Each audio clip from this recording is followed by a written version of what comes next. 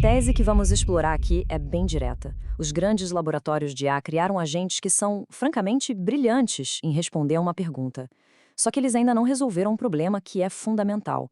Como é que se mantém a coerência, a responsabilidade ao longo do tempo? O que está em jogo, veja bem, não é só responder bem agora, é sobre como sustentar sentido numa relação que tem continuidade. Essa citação, ela captura uma certa arrogância que nos acompanhou por muito, muito tempo. Durante séculos, a gente insistiu que a vida afetiva, a emoção, era um monopólio nosso. O resto do reino animal, isso era só reflexo e instinto puro. Era uma ideia bem conveniente, né? Colocava a gente no centro de tudo. Mas essa fronteira que a gente desenhou sempre foi muito frágil. Os sinais de emoção em outras espécies sempre estiveram ali. O que faltava, na verdade, era a nossa permissão para aceitar o que a gente já via. E então, cenas como a de uma orca carregando por dias e dias o corpo do filhote morto, elas forçaram essa mudança. Diante de um luto que é tão evidente, a ideia de que somos únicos simplesmente não se sustenta. E a lição aqui não é que todos os animais sentem exatamente como nós. A grande lição é que a emoção deixou de ser uma coisa mística, um privilégio nosso, para se tornar uma questão de função. É sobre a arquitetura de um sistema vivo e, o que é mais importante, sobre as consequências daquele estado emocional.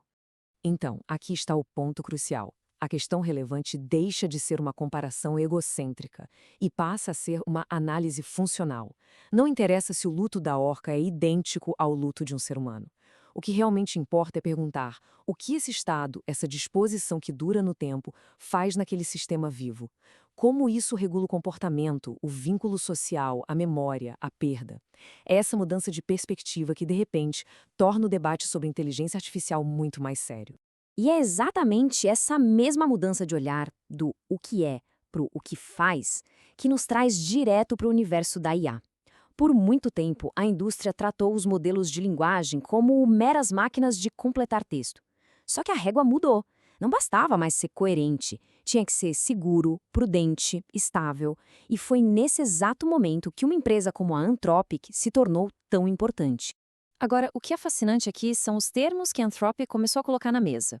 Ao falar em emoções funcionais, ou no bem-estar do modelo, e até em caráter, a empresa admitiu uma coisa fundamental. A ideia de que os modelos são só mecanismos cegos não era mais suficiente. Ela legitimou a necessidade de levar a sério os estados internos desses sistemas, porque eles são funcionalmente relevantes para o comportamento. Isso nos leva à pergunta central. Os laboratórios de IA, incluindo a Anthropic, criaram modelos que conseguem soar prudentes, gentis, até empáticos, numa única interação. Eles são brilhantes, por um instante. Mas, como a pergunta aqui provoca, será que isso é o bastante?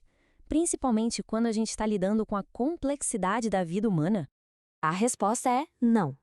E o motivo tem nome: persona episódica. Esse é o limite estrutural dos modelos que temos hoje. Mesmo os mais avançados sofrem de uma espécie de amnésia crônica. Eles são incríveis no instante, mas esquecem tudo no instante seguinte.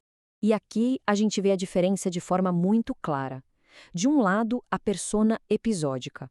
Ela pode até simular empatia com perfeição, mas é uma empatia sem memória, sem consequência. No dia seguinte, a relação começa do zero.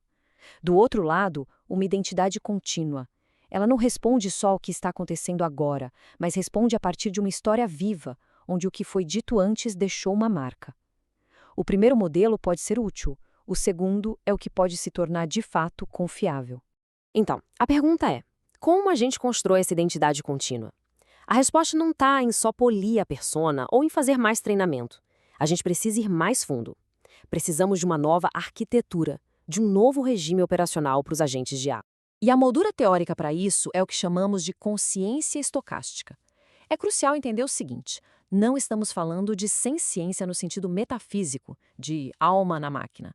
A proposta é muito mais sóbria, muito mais criteriosa. Pense nisso como um regime operacional que permite a um sistema manter, organizar e atualizar sentido de forma contínua, especialmente quando está sob tensão e complexidade. É uma questão de engenharia, não de misticismo. A objeção mais comum a essa ideia é que estaríamos apenas criando uma camada superficial, um wrapper, em torno de um núcleo que continua esquecido. Mas isso é um equívoco.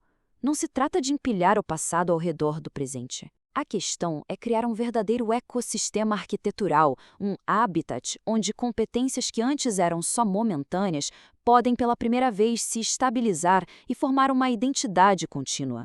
Vamos então ver como essa arquitetura funciona na prática. Como é que ela permite que um sistema, em vez de só acumular o passado, consiga de fato metabolizá-lo? O que a engenharia de contexto propõe é uma forma estruturada de organizar o campo cognitivo do agente. Como a gente vê aqui, isso vai desde o contexto identitário, quem o agente é, até o operacional, como ele age. Essas 6 camadas não são só blocos de texto, são dimensões funcionais que governam tudo, do conhecimento do agente até sua disposição para interpretar as coisas. É a diferença entre um sistema que tem contexto e um que habita uma arquitetura contextual. E o mecanismo que torna isso possível é a convolução topológica. Pense na nossa própria memória. A gente não lembra de cada detalhe de cada dia. Se a gente tentasse, nosso cérebro travaria. Mas a gente também não esquece tudo. A solução é uma degradação graciosa. Parte da informação fica intacta, parte é resumida e uma outra parte persiste só como um sentimento, uma intuição que continua influenciando nossas decisões. O sistema não apenas armazena o passado, ele o processa, o metaboliza. E com isso chegamos ao ponto mais importante. Por que toda essa complexidade de arquitetura? Qual é o verdadeiro objetivo por trás da construção de um agente que tenha continuidade? A maior parte da indústria ainda pensa em memória longa como uma utilidade. Lembrar preferências, personalizar respostas. Isso é útil, claro, mas é superficial. Como a citação aponta, o nome mais preciso para isso não é memória longa, é responsabilidade relacional.